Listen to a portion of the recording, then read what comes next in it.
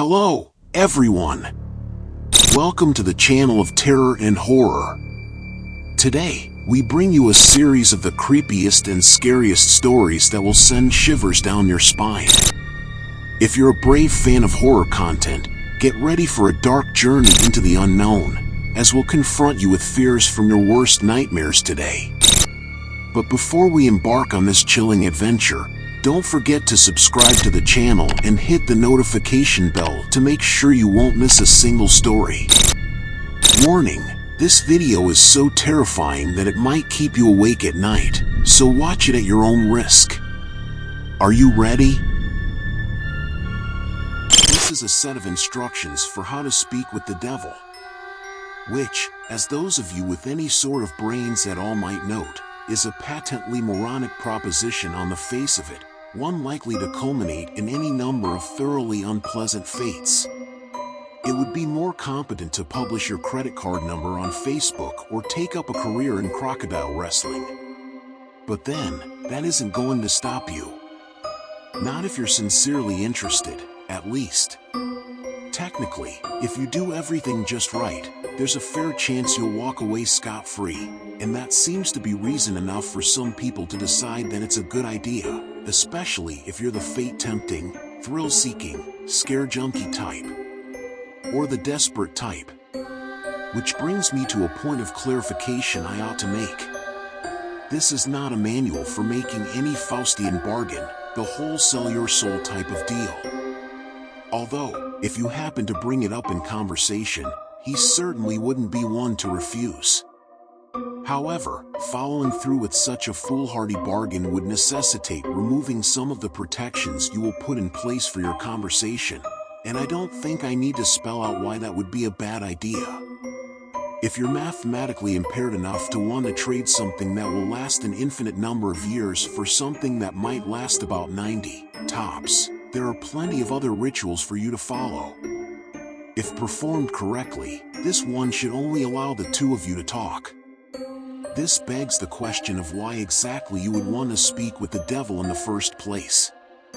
Maybe some of you just like the idea of making small talk with extremely dangerous occult entities, but for the sake of the human race, I hope most of you aren't quite that stupid. The short answer is, he knows things. These are things that some of you may have a deep, vested interest in finding out. I mean, he's not omniscient or anything, much as he might like to pretend otherwise. He's not God, but he's got a supernatural advantage over the knowledge any human could obtain. For example, he probably wouldn't be able to predict when the next world war will happen or tell you the cure for cancer, but he could very well be able to predict the winning numbers of tomorrow's $500 million Powerball drawing or tell you what deadly, undiagnosed condition might be afflicting one of your loved ones. Of course, the Prince of Darkness doesn't just give out winning lottery numbers to anybody who asks. Entrusting any information obtained from a being commonly described as the father of all lies is liable to land you in a worse situation than when you started. However, if you're dead set on finding something out and you've exhausted all other options, there is a way to try to get accurate information out of the guy. You see, like so many of the more sophisticated villains in popular culture, the devil has a bit of a penchant for games and gambling. Of course, he likes them so much because he almost always wins.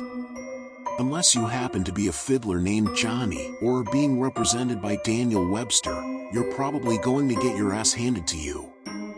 But, if you're determined enough to want to face the risks and the long odds, there's a particular game the two of you could play to try to win the information you need. First things first, though. We'll start with a description of the summoning process, then get into the rules of the game, some tips for how to play, and finally, of course, the inevitable litany of arcane shit that might go wrong. To contact your conversational partner, you must attend a church at midnight. It doesn't matter what kind of church, large or small, old or new, liberal or conservative, just as long as you're sure it will be empty. The last thing you want is for some preacher to walk in on you while you're in the middle of this, for the sake of the preacher's well-being, as much as your own. The process will probably work best if you try it on a new moon, a full moon, Friday the 13th, or Halloween. The actual day is less important than the psychological effect it has on you. As long as you don't try it on Christmas Eve or something stupid like that, you should be fine. The time is necessary, though. You don't have to start or end a ritual at exactly 12 o'clock a.m. Greenwich Atomic Time or anything, but as a general rule of thumb, you ought to show up a bit before midnight and have everything set up by no later than 10 or 15 after. Show up a lot before midnight if you don't know how you'll get in. Shockingly enough, most houses of God tend to lock their doors at night, at least if no one's there to watch over them, and remember, we want empty, got it? There are certain things you need to bring and certain things you can't get. For this ritual, you will need a whole can of salt. You won't need to use all of it, but it's always better to have more than you need than to have less. 7 candles, red or white, are preferable. Something to light the candles with. You would be shocked how often people forget this. Occult ritual or not, they aren't going to burn themselves magically. A length of red string, rope, yarn, or thread. A full-length floor or wall mirror. Ideally, you'll want to find one of these already present in the church. They're a bit unwieldy to be lugging around with you during a break-in. However, if there aren't any, you'll have to bring your own. You might also find it helpful to bring some markers, pencils, paper, a flashlight, and any tools necessary to secure your entrance into the church. You will not be permitted to bring in any electronic or time-keeping devices. This includes all cell phones, smartphones, tablets, e-readers, MP3 players, PDAs, calculators, wristwatches, pocket watches, kitchen timers, hourglasses, etc., etc., etc. Seriously, it's worse than the SAT. If you're one of those people who have your smartphone practically wired into your brain, don't worry, you can bring those things with you to the church as long as you leave them outside the room where you will be doing the ritual. If you have a flashlight, helpful for finding your way around without attracting unwanted attention, leave that outside, too. Also, don't bring in any religious paraphernalia to protect you, especially if it pertains to the Abrahamic religions. And yes, if those goth white black cross earrings you wear hang right side up, they count. If you have any holy symbols like that with you, the devil will simply refuse to show up. Don't worry, you're not going in totally unprotected. Most of the supplies with you are not for any devil summoning ritual but for your protection, old superstitions and folk magic remedies to guard oneself against evil. From what I know, the effect is primarily based on the power of belief, so there are probably numerous other objects, artifacts, and procedures that would work just as well. If you'd like to risk being left helpless at the mercy of the devil to test that theory, feel free to experiment. However, for anyone without a psychotic death wish, I'd recommend sticking to the ritual as follows. Once you have all the right supplies, enter the church and find some place to set up. It can be anywhere from the main sanctuary where services are held to a Sunday school classroom to a walk-in supply closet, as long as you have sufficient open floor space and are sure not to be disturbed. Set up your mirror first. This is where the devil will appear when you summon him. As such, you mustn't complete the summoning until you've laid down certain wards around it. First, surround the mirror with an unbroken circle of salt. If the mirror is hanging on a wall or door, lay a semicircle around it instead, ensuring that the salt touches the wall at both ends. Then, wrap your red string around the mirror several times. The color red, especially red string, symbolizes protection in the folklore of many cultures and religions. This is also why red candles are a good idea. Speaking of the candles, set them up around the outside of your circle, or semicircle, of salt, spaced at relatively even intervals.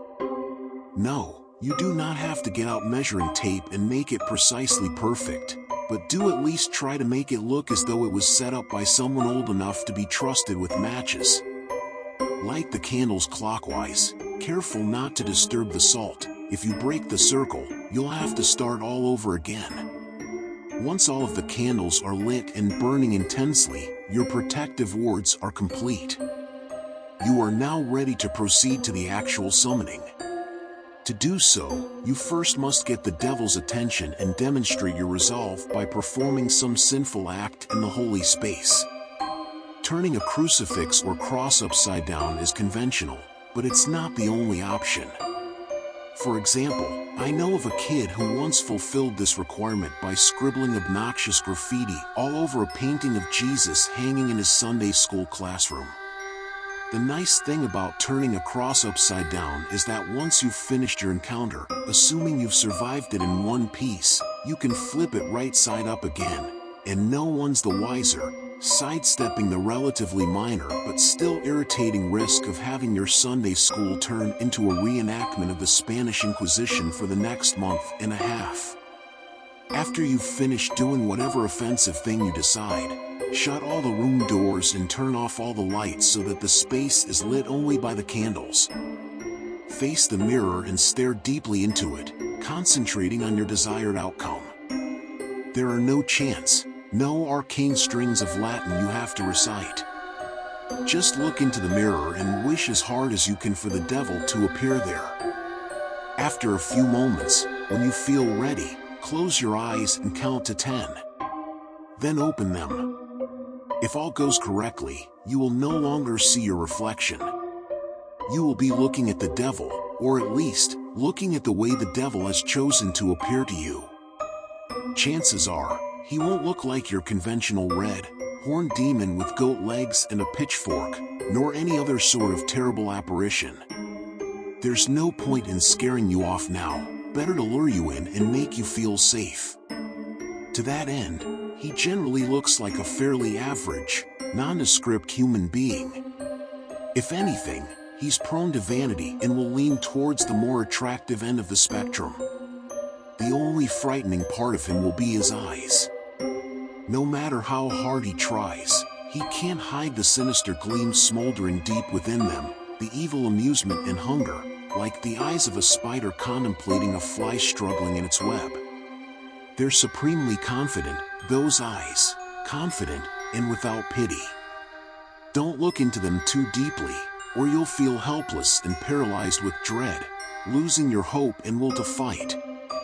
Since you'll probably be standing there staring at him in shock for a few moments, having, on some level, expected the ritual to fail, he'll initiate the conversation by asking you what you desire from him. If you can gather your wits enough to string together a coherent sentence, you should respond like, "I wish to challenge you in a game of question and response." Even if you don't get the words exactly right, he'll know what you mean and accept your request with a broad, predatory grin of anticipation. You see, he's been playing this game for a long time and is very good at it. Most humans, on the other hand, are evil at it. This gives him a chance to, at the very least, thoroughly mess with your mind, and at most, well, we'll save that for the litany of shit that could go wrong. You'll have to play it very smart to avoid justifying his expectations. The game's general rules are straightforward, with a few caveats that can complicate things. He'll begin by asking you a question. He always initiates the game. It can be anything from obscure trivia to a riddle or highly personal inquiry. Don't worry, you won't be immediately plunged into hell if you get the wrong answer or anything like that. He won't tell you whether you got the answer right or wrong. After you've answered his question, you get to ask him one in return. Now, here's where the consequences of your response come in. If you answered his last question correctly, he will respond to your question as honestly and accurately as possible. However, if you answered incorrectly, he can lie to you as he sees fit. Perhaps he'll tell you the truth if you've asked him something you're better off not knowing. He'll likely feed you the most insidious, damaging lie he can come up with. Either way, after he's responded, he'll ask you another question and the process will repeat over and over again until you decide to call it quits. Now, you may be sitting there thinking that it sounds pretty easy to get the information you need. All you have to do is wait for a question you can answer correctly and then take that opportunity to ask him what you want to know, ignoring everything else he said. Well, it's not that simple. The devil will never give you an easy question, one that you can be entirely sure of the answer to. He may instead give you questions that you have some vague knowledge of, that you think maybe you know the answer to but aren't confident, thus forcing you to endlessly second-guess yourself, obsessing over whether or not you can trust the information that he gave you next. Perhaps you'll think that what he said was a lie. Wish it was a lie, but be eternally consumed by doubt, unable to convince yourself that you were entirely wrong. Or perhaps you'll have to make a vast choice based on the information that he gave you and be tormented by fear and indecisiveness as you realize that your fate, and perhaps that of others, as well, rests entirely upon whether or not you were able to correctly recall some arcane piece of trivia that you don't even remember now. You'll never remember the exact questions the devil asked you. That would make it too easy for you to go back and check on your responses. Or maybe, instead of testing your knowledge, he'll ask you something personal, something you even lied to yourself about. You'll answer back to him, thinking you've gotten the question correct. No, I don't resent my sister. Yes, I would turn the money into the police. But he'll know better. He'll know better than you do that you're lying, and he'll lie to you in return. And you'll believe him. You'll feel him until you can no longer deceive yourself, and by then, it might be too late. Or maybe he won't even give you a chance to get an accurate response. Perhaps he'll ask you endless strings of completely impossible questions, making you increasingly frustrated and disheartened as you realize you'll never be able to force him to tell you the truth. Questions like, what was the exact height of Mount Everest in centimeters in the year 1666? Or what is the airspeed velocity of an unladen swallow? Although, knowing his sense of humor, if he ever asked the latter, he might consider African or European a correct response. There are a couple of ways to short-circuit this particular strategy. However, additional rules and courses of action that make the game more interesting and prevent you from being stonewalled completely. Although, in all honesty, he probably wants you to try one of those options anyway. The first option is to ask him a riddle instead of a question. If you somehow manage to stump him and he answers the riddle wrong or gives up, he'll be obligated to give you a truthful response to your next question. If he answers the riddle correctly, once again, don't worry, he won't pounce on you like a sphinx or drag you into hell. What will happen is that he will get a pass, allowing him to lie in response to one question he would otherwise be obligated to answer truthfully. Honestly, if he gets a pass, you might as well give up and quit the game right there. Determining when he's telling you the truth under the best conditions is nearly impossible. Adding another layer of complexity by constantly trying to figure out when and if he's used his pass, it's enough to make any average person's brain explode. There's no way. Just forget it. The second option is to take a dare from him. If you accept it and vow to follow through, he'll have to answer your next question truthfully. If you choose instead to reject it, he'll get another pass. Now, before you freak out and reject that whole idea altogether, you should know that he won't ask you to do anything overly dramatic or unspeakably evil, like blow up a hospital or murder somebody. As a rule of thumb, most dares won't involve direct loss of life or any significant felonies. However, they certainly won't be easy. Inflicting severe pain on yourself, doing something that terrifies the shit out of you, cutting off a treasured relationship, publicly humiliating yourself or someone you love, all of these things and more, things you might not even be able to imagine, are entirely on the table. If you're willing to go that far, Putting yourself in that position, you'll get your answer. However, if he manages to come up with the one thing you know you can't or won't do, well, you might as well quit once again. One last thing, don't think you can tell him you will do something and then not do it. If you accept a dare and then don't follow through with it, well, let's say there will be consequences. Just suck it up and keep your promise, no matter what it was. Trust me, you're better off that way.